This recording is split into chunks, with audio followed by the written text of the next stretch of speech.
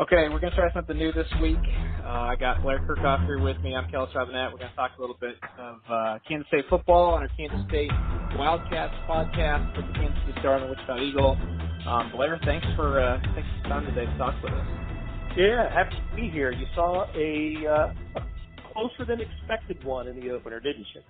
Yeah, a lot closer than people expected. I think everybody kind of figured, Bill Snyder might hold some things back with Mississippi State up next, and maybe it wouldn't be quite as clean a blowout as some seasons, but to see him need a fourth quarter comeback and to win by only 3 had a lot of people sweating. Yeah, and I was, so when I saw it was South Dakota, I looked up, what they were supposed to be about, and I think they finished middle of the pack in the Missouri Valley last year, 8-5 overall, and thought, okay, a competent team, not the worst in their conference and not the best, not in a conference that has North Dakota State, the perennial power, but somebody that wouldn't be a terrible opponent for K-State, somebody they should put away in the second half, and second half, how about fourth quarter late is when K-State won this game. So, but they did win it.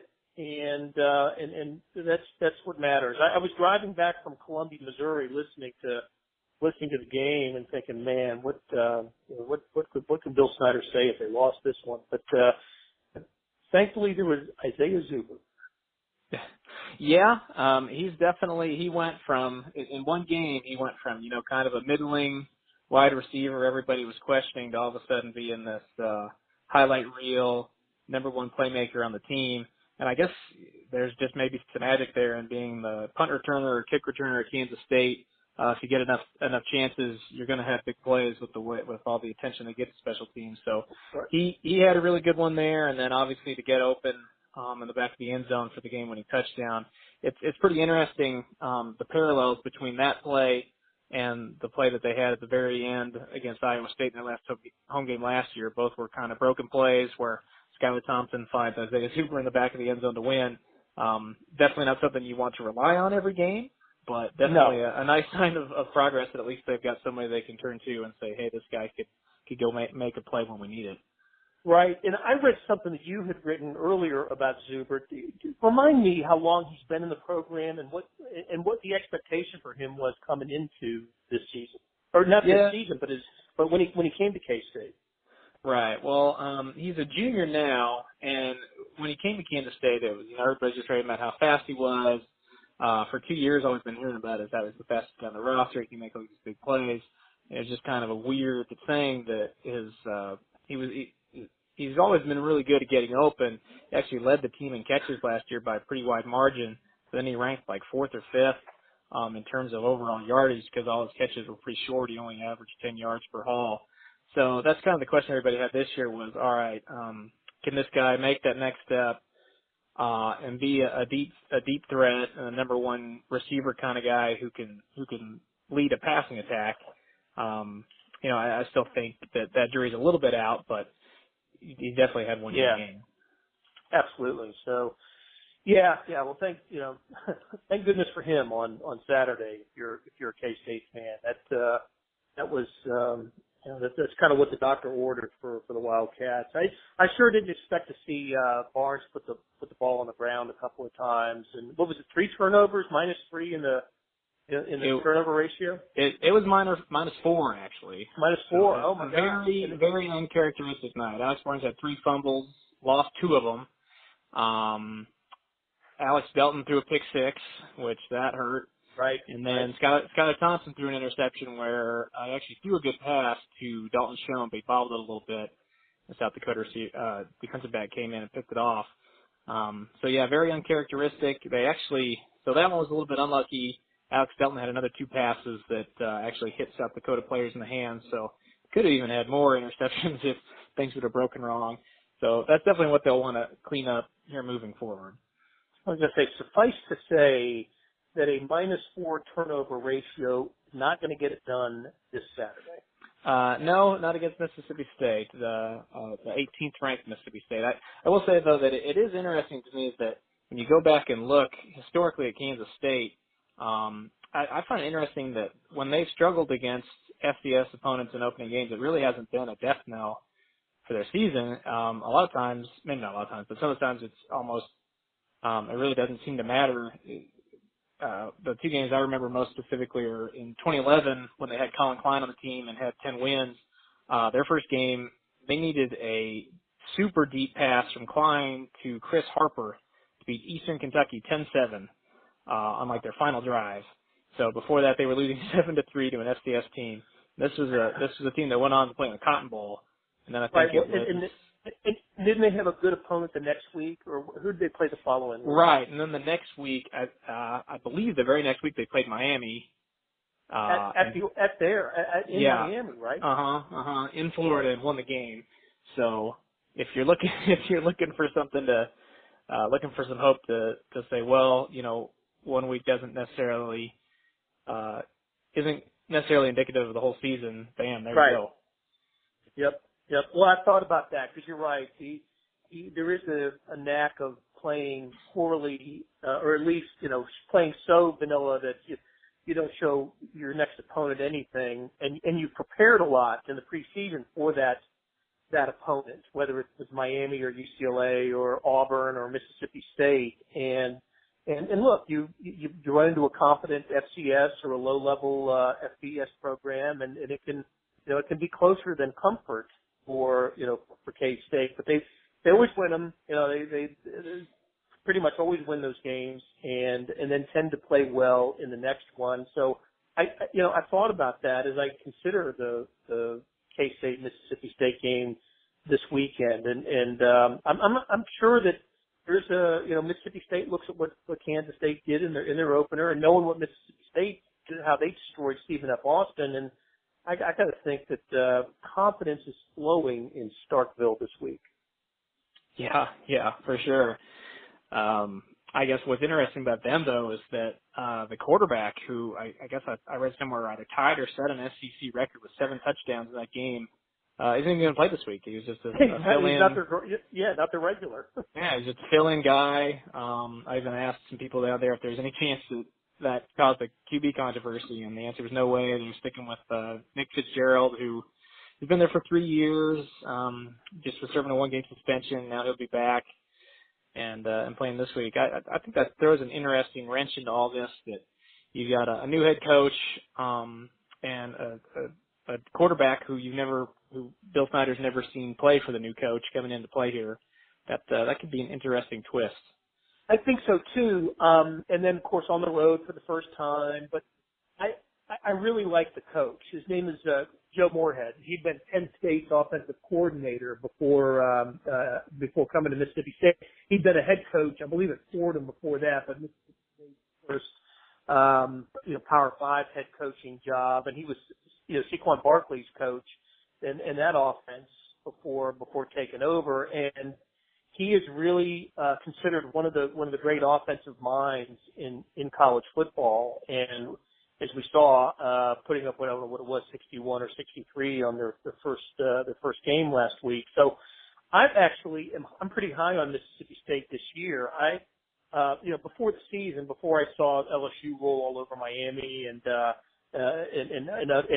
Auburn beat a really good Washington team, I had Mississippi State as my second choice, kind of an upset, second place team to Alabama in the West. I don't know about that now after the first week results, but that's how high I've been on Mississippi State. So this is a really good team, even though it's a first year coach, but it's a solid team coming into Manhattan on Saturday morning. I wish it were a 6:30 game. I wish I think the atmosphere would be better if fans had all day to tailgate and to get ready for this game. I think the 11 a.m. game kind of hurts the Wildcats in this one. I know it's just that's sort of a side note, but that was something else I was thinking about. I just wish this were a 6 or 6:30 game. Yeah, I think a lot of Kansas State fans would agree with you there. I got a question for you here, though, Blair. You're talking about electric atmospheres at Bill Snyder Family Stadium in a non-conference game. We haven't had a whole lot of them in Manhattan over the years because until recently, we all know Bill Snyder liked to schedule shall we say, not ranked opponents in the Yeah. non-conference portion of their schedule. But they have done it before. If you go and they've actually won one of those games at home. It's been all the way. You have to go all the way back to 2002 when they played USC and Pete Carroll. That's the last time I remember that. That's the last time they beat a non-conference team that was ranked at home. I'd like to pick your brain. What are your memories from that one? Well, I remember a couple things.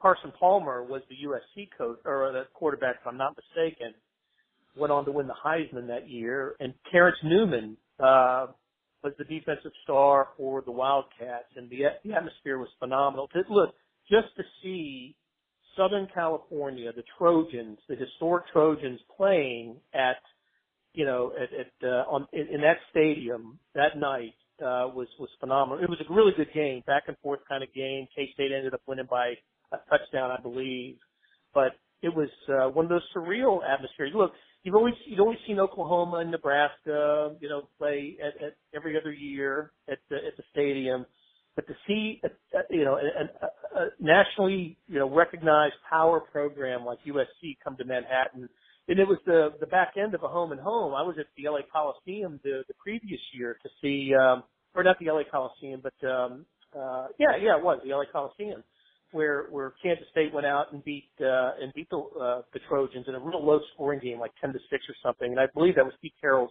first year with USC. So that was how cool was that for Kansas State to sweep a home and home with USC with that second game in Manhattan. And that was when Southern Cal was just on the edge of becoming the great power that it became the following year with Matt Leinart and Reggie Bush and those guys. But no, what a neat atmosphere, and there've been others as well. Miami's been there, UCLA, and the Auburn game I remember a few years ago, the real hard luck loss that the Wildcats had. But it's it's not many of these types of opponents come into the stadium. It's fun when they do. Yeah, and that's why I think I've been telling people all year this is their most important game, I think, even more than any of the Big 12 ones. I've heard a lot of people say, at West Virginia, the first Big 12 game, maybe Texas, the first home conference game, you got to win those to set yourself up later. I get all that, but if you just look back the last couple of years they've had, their two best seasons have been when they swept Miami. They beat them in 2011 and 2012. In both those years, they went on to win double-digit games. And every other year they challenged themselves against these teams. They've lost to Auburn. They've lost to Stanford. They lost by 2 to Vanderbilt. And to me, that's kind of signaled the difference between, a pretty good team and a really good team. So in my mind, I think this is, if not the toughest game, or most important, I should say, game of the season, is definitely right up there. I personally think Kansas State bounces back, has a good game. I'm not sure they play quite good enough to win, but I think they'll be right there with them. I'm just curious, what's your prediction? What are you thinking? I do like, I think the last line I saw was either 7.5 or 8, somewhere between 7.5 and 8.5, and I absolutely like Kansas State with that at home with that spread, absolutely, to cover.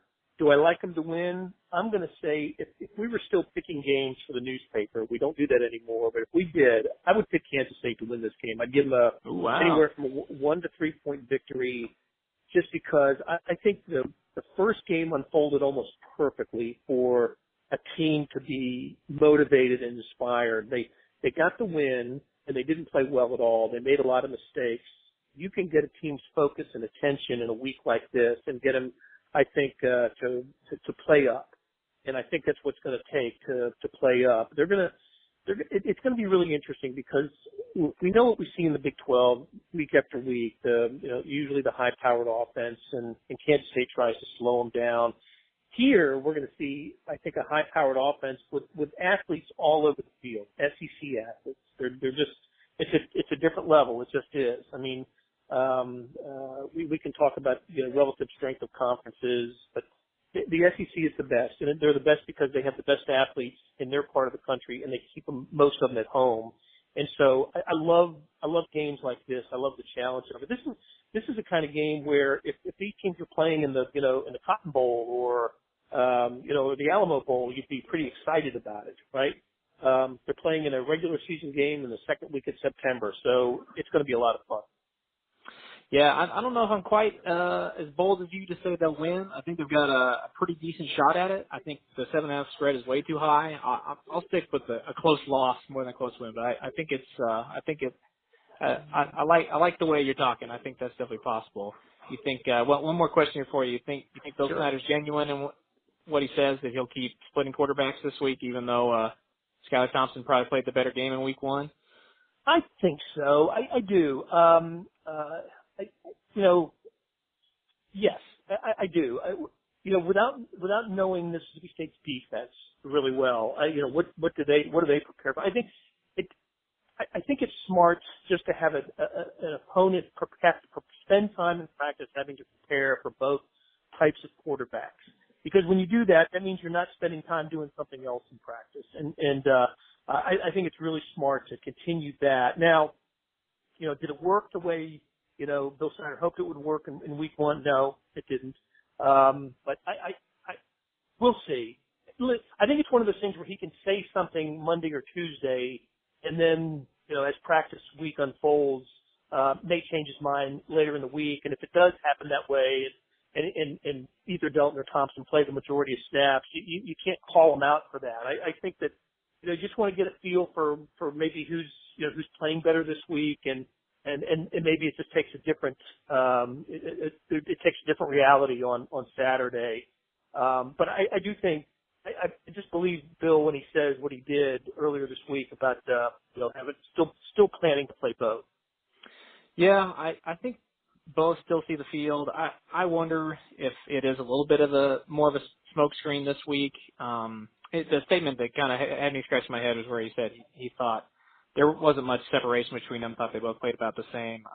At least in my eyes, I thought Skylar Thompson had the superior game, especially when you factor in that he threw the game-winning touchdown pass and he had a tight end drop another one. That if that gets held on to, that's totally different. I do think we see both, maybe not quite the split right down the middle, but you're right. If somebody can play head games with an SEC opponent, it's Bill Snyder. Or any opponent, that's for sure. There you go. All right, well, we'll end it there. Blair, thanks for coming on, talking Kansas State sports with me. Thanks, Kellis.